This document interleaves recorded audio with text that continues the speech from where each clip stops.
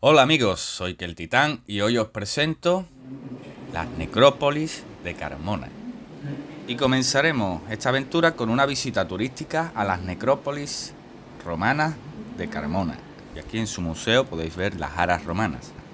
Y comenzamos la visita con el mausoleo circular hermano del Gandul, del cual pueden disfrutar de su fotogrametría en el vídeo anterior de la necrópolis del Gandul. Y aquí podemos ver los resultados de las excavaciones que se están llevando a cabo en la búsqueda de otro de los mausoleos circulares llamado el Torreón, que en su momento se canteaba, igual que este. Por eso no ha quedado la parte de arriba y solo podemos entrar a la parte de abajo y apreciar su belleza desde el interior. Entremos a la cripta del mausoleo circular de la necrópolis de Carmona. Como pueden ver, la pared central tiene un altar rodeado a los lados de columbarios, de columba, paloma, palomares o osarios donde dejar los huesos, que se encontraban con sus ajuares y vasijas y ofrendas a la muerte. Sigan viendo y se sorprenderán con este viaje por los caminos de más allá de los Alcores.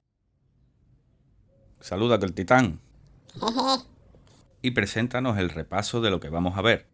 Ahora iremos al colegio funerario. También veremos la tumba romana de Prepusa y de Servilia, monumental. Y por supuesto, la necrópolis calcolítica de Carmona. La desconocida necrópolis de la Media Luna, con los túmulos o motillas excavadas por Bonsor, y conoceremos a este mítico personaje.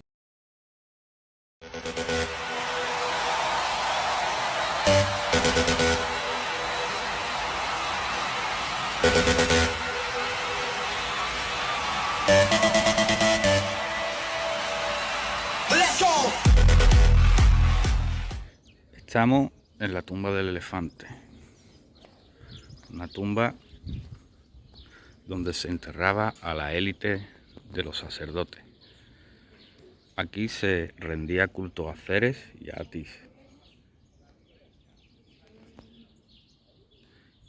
Y lo más interesante de esta tumba es que escondía un elefante justo en la entrada donde se enterraban a los sacerdotes. Se cree que es romana, pero podría ser cartaginesa. De ahí que el uso del elefante fuese de los bárquidas. Pero también se considera como símbolo de fidelidad y de una larga vida.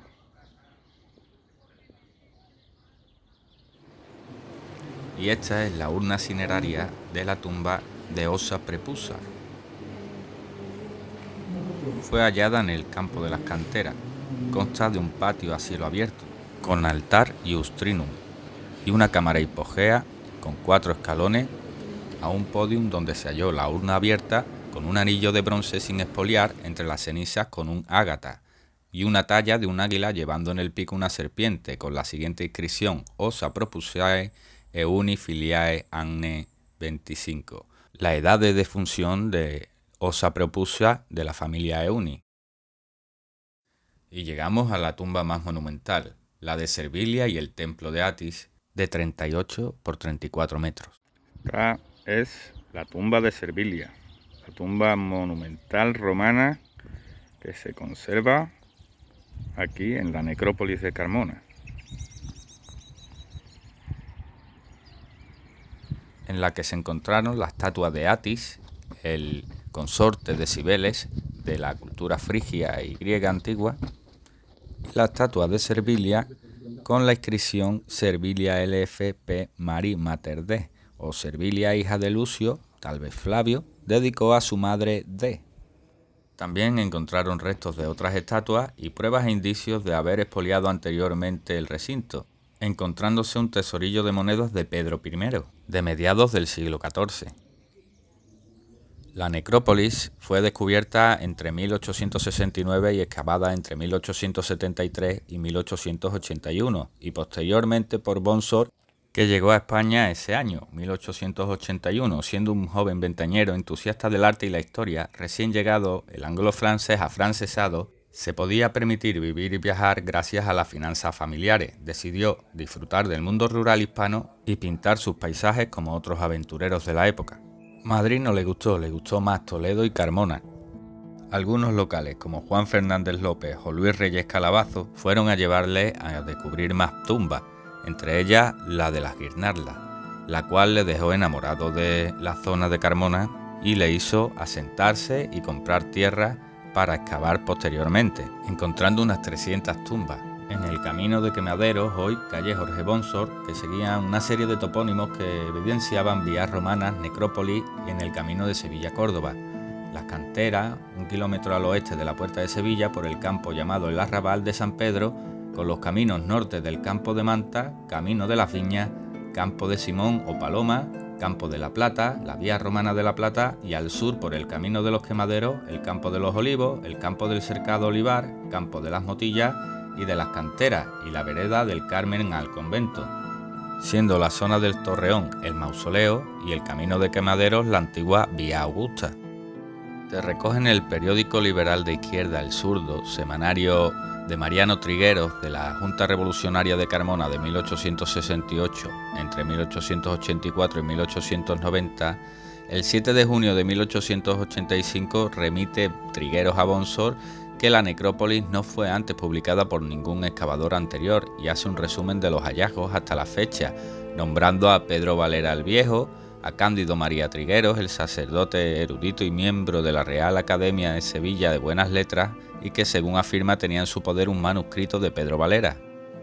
Apunto que sería don Cándido María Trigueros por el manuscrito de Pedro Valera, llamado por el mismo Hübner falsario, porque no encontraron muchas de las inscripciones encontradas en Carmona de las que se hablaba en la antigüedad, como se habla de las motillas funerarias que se fueron encontrando alrededor de Carmona, por ejemplo, esta conocida por Cumbres Primeras o Cerro San Pedro, en una zona agrícola que se corresponderían con los distritos de necrópolis del norte del Corbone, mientras tendríamos otras al sur, como sería el Gandul, del que tenéis el vídeo que ya he comentado, el de la necrópolis calcolítica del Gandul,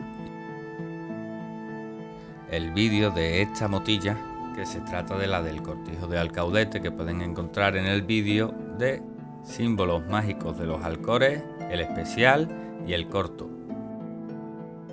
En la carta al director del Zurdo continúan diciendo que las primeras tumbas serían descubiertas a la construcción del convento de San Francisco en 1467, otras en la calle de en medio, Últimas Casas, por Montoro López, que cuenta que Juan Díaz, médico de 1830, limpió un sepulcro llamado de Juan Díaz, que al parecer estaba medio abierto y resultó vacío. Fue en el arreglo del camino de Arrecife Viejo, con el desmonte y allanamiento, que descubren en 1869 varias tumbas con 2 arcas de piedra cinerarias y cuadrangulares en la zona, cerca del Quemadero, con 30 tumbas descubiertas por Luis Reyes Calabazo.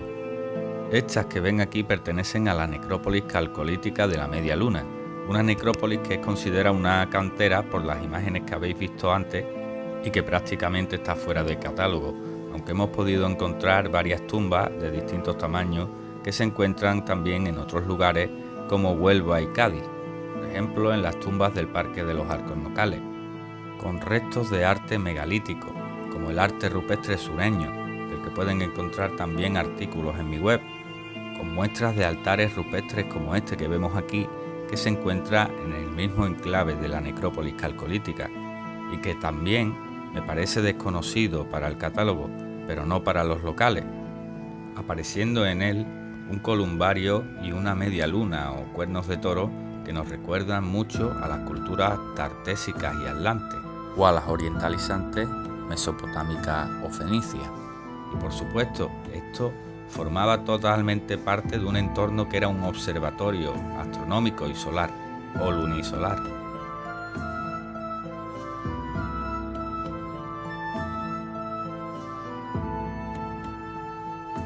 Se sitúa al sureste de los Alcores, con la Sierra Morena al fondo, situada al norte, y en el sur mirarían al mar y al frente la Sierra Fética, siendo una excelente atalaya o balcón natural para la visualización del territorio.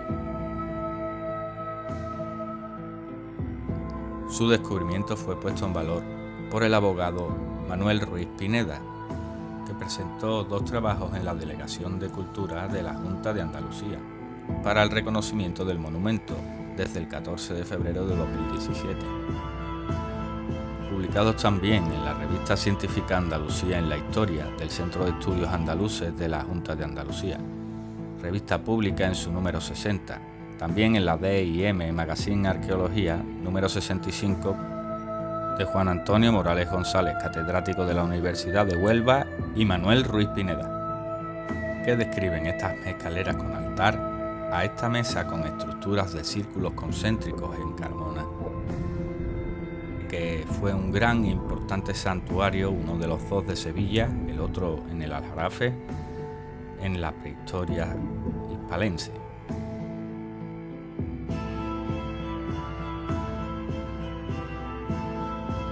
Podéis ver su estado destruido a la mitad al haber sido utilizado en el terreno como una cantera, y en una de sus partes centrales se ve que hubo una especie de cavidad o cueva, quedando en su centro un barranco aún descampado para la construcción de naves industriales en la zona.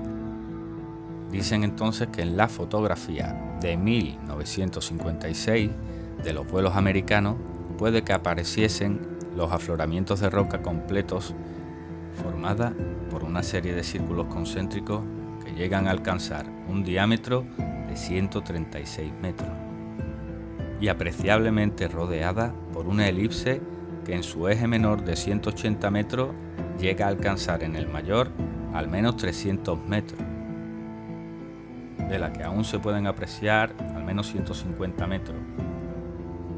Además se pueden ver las marcas de sesiones que servirían como contador.